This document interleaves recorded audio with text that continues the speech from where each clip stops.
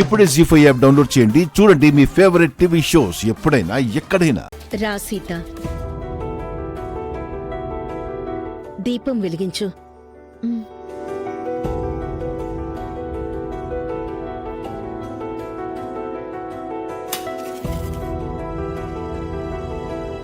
ఏంటో అత్తమ్మా, రోజు నువ్వే దగ్గరుండి నాతో దీపం వెలిగిస్తున్నావు.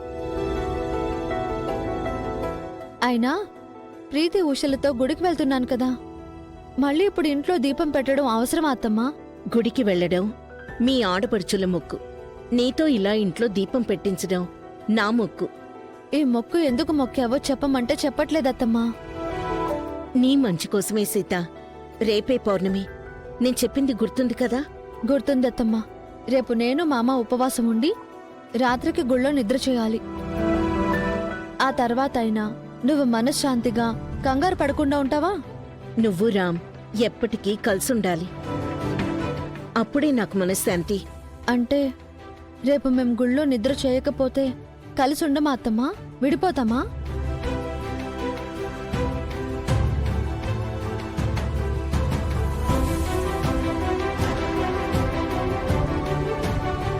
అలా అనుకు సీత. నేనేదో మాట వరుసకన్నానత్తమ్మా. సరదా కూడా అనుకు. తథాస్తు దేవతలుంటారని చెప్పాను కదా. ఎందుకంత కంగారు పడతారు? నేను వెలిగించిన అఖండ దీపం, రామామ వెలిగించిన అఖండ దీపం తెల్లవారే వరకు వెలిగాయి కదా.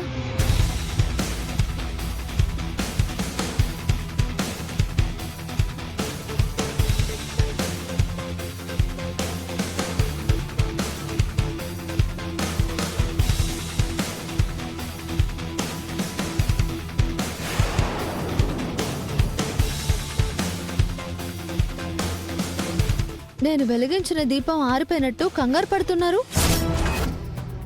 ఒకవేళ ఏదైనా కారణం వల్ల రేపు నేను మామతో గుళ్ళో నిద్ర చేయలేని పరిస్థితి వచ్చిందనుకో, అప్పుడేం చేస్తారత్తమ్మా? ఎందుకిలా మాట్లాడుతున్నావు? ఏమైంది నీకు ఈరోజు? అది కాదు, రేపు మేం నిద్ర చేయకపోతే మరో పౌర్ణమి వచ్చే వరకు మళ్ళీ నాతో దీపాలు పెట్టిస్తావా అని అడుగుతున్నాను. ఎట్టి పరిస్థితుల్లో రేపటి పౌర్ణమికి మీ ఇద్దరూ గుళ్ళో నిద్ర చేసి తీరాలి.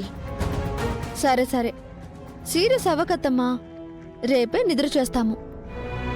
మరి నేను వెళ్తాను. వెళ్తాను కాదు, వెళ్ళొస్తాను అని చెప్పు.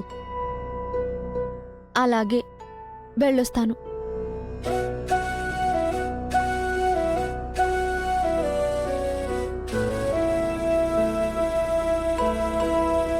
ఇంకో విషయం, నువ్వు మీ ఆడపడుచులతో గుడికి వెళ్లడం నాకిష్టం లేదు.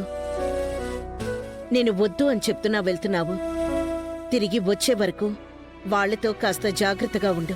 తోడుగా ఎవరూ వెళ్ళకపోతే వాళ్ళు ఫీల్ అవుతారు కదత్తమ్మా, అందుకే వెళ్తున్నాను. నువ్వు భయపడుతున్నట్టు నాకేం జరగదు. సాయంత్రం లోపు తిరిగొస్తాను.